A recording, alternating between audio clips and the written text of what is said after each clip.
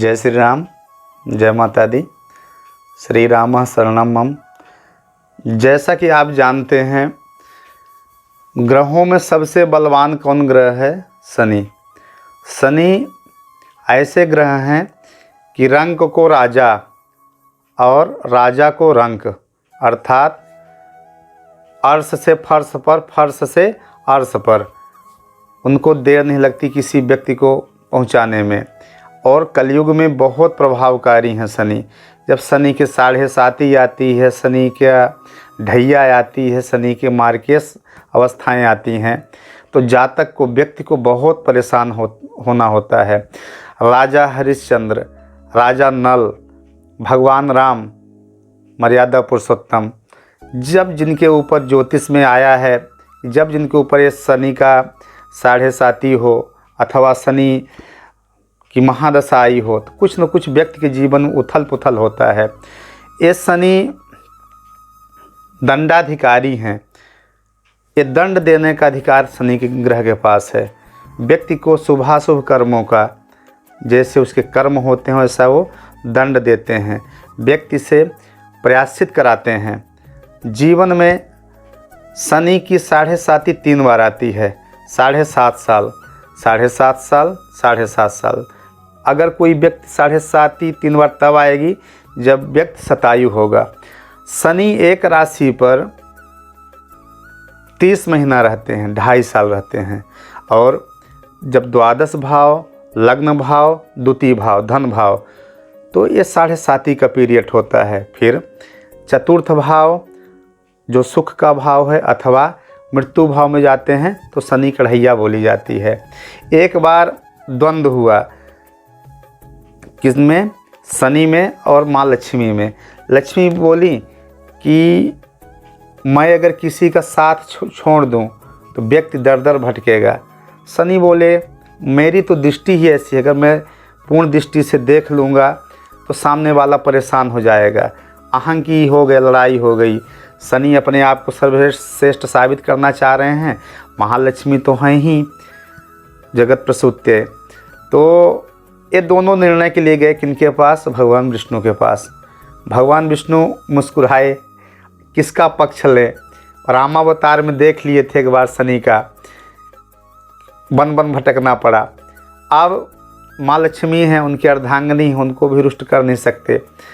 तो शनि को बोले आप जाइए। तो जब शनि चलने लगे वहाँ से तो बोले बहुत अच्छे आप दिख रहे हैं। माँ जगदम्बा महालक्ष्मी का आवाहन किए, आप आइए। तो जब लक्ष्मी आ रही थी तो बोले बहुत सुंदर आप लग रही हैं। तो आती हुई लक्ष्मी, जाते हुए शनि बहुत अच्छे होते हैं, बहुत सुंदर दिखते हैं। अच्छा, अब शनि तो आ गए, काल के प्रभाव से कोई बचा नहीं है। तो बारिश तो हो रही है, अब हमको बारिश से बचना है तो छाते का उपयोग करना होगा। तो छाते जैसे छोटे छोटे कुछ उपाय होते हैं, वो हमको बचाते हैं। परेशानियां तो आती हैं, आएंगी ही, पर वो उससे हम बच पाते हैं। बारिश तो हो रही है, पर रेनकोट हम पहन लिए तो थोड़ा हमको बारिश का प्रभाव हमारे शरीर पर कम होगा। तो जैसे अंधेरे में टार्च आप लेते हैं, कहीं गड्ढे में हम गिरे ना, इसी प्रकार ये छोटे कुछ उपाय हैं, महत्वपूर्ण उपाय हैं और अत्यंत गुप्त उपाय हैं। अगर इनको आप शरण में जाते हैं, उपाय करते हैं, तो निश्चित ही रूप से फलीभूत होगा। आपके जीवन में अत्यंत चमत्कारिक घटनाएं घटेंगी आपकी उन्नति के लिए। वो ऐसी घटनाएं होंगी जिससे आपको लाभ ही होना है, कोई नुकसान तो है ही नहीं इसमें। कोई तंत्र मंत्र भी ऐसा नहीं है जिससे आपको नुकसान उठाना पड़े, इससे आपको लाभ ही होगा। अब हम बात कर रहे हैं पीपल पेड़ की। पाते पाते देवानाम। पीपल वृक्ष में एक एक पत्ते में देवताओं का निवास होता है। श्रीमद् गीता में भगवान कृष्ण जी ने कहा है कि वृक्षों में पीपल मैं हूँ। पीपल की जो स्तुति आई उसमें कहा गया है जड़, तना, मूल। उसके ब्रह्मा विष्णु महेश 3 उनके अधिष्ठाती देवता होते हैं। पिपलाद ऋषि थे, वो पीपल का फल खा करके अपना जीवन का पोषण किए। बचपन से वो पीपल की शरण में रहे। और पिपलाद की जो स्तुति है वो भी बहुत फलीवती होती है। अब आपको हम आते हैं पीपल वृक्ष संबंधित एक प्रयोग कराने के लिए कुछ उपाय बता रहे हैं। आप ये करिए, निसंदेह आपको लाभ ही होगा। आप हमारे वीडियो के लास्ट तक बने रहें और चैनल को सब्सक्राइब करें, शेयर करें, जिससे अधिकाधिक लोगों तक एक महत्वपूर्ण जानकारियाँ पहुंच सकें। शनि पीड़ा, कैसी भी शनि पीड़ा क्यों न हो, चाहे 7.5 हो अथवा शनि की महादशा अंतरदशा हो, शनि मार्केश हो, एक गुप्त उपाय बताने जा रहे हैं जिससे शनि पीड़ा से आपको मुक्ति मिलेगी।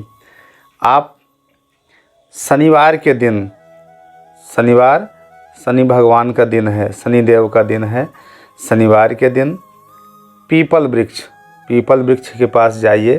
पीपल वृक्ष के पास जाके आपको एक प्रयोग करना है। प्रयोग क्या करना है? घर से कुछ आवश्यक सामग्री आपको ले जाना है। आवश्यक सामग्री में एक स्टील के लोटे में जल, थोड़ा सा कच्चा दूध, काली तिल, गुड़ ये ले जाइए। साथ में एक दीपक ले जाइए। दीपक किसका बना हो? आटे का। आटे में 5 प्रकार के आटे मिलाना है।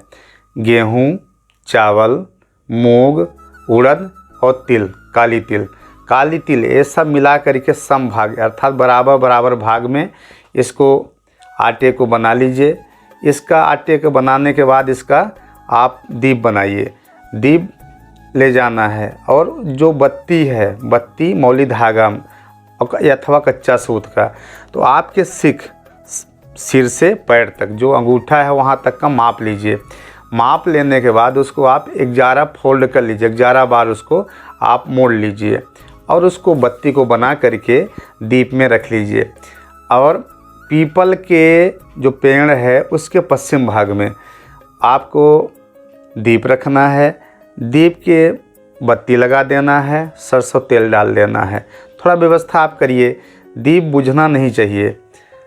कुछ मिट्टी का हंडी हो उसमें थोड़ा छेद करके उसको ढक दीजिए हवा से बचाव के लिए। अब दीप आपका जल गया। दीप जलने के बाद जो आपका स्टील का लोटा है, हाँ ध्यान रखेंगे ताम्र का लोटा आप नहीं ले जाएंगे, क्योंकि ताम्र के लोटे में जल वर्जित है पीपल के लिए।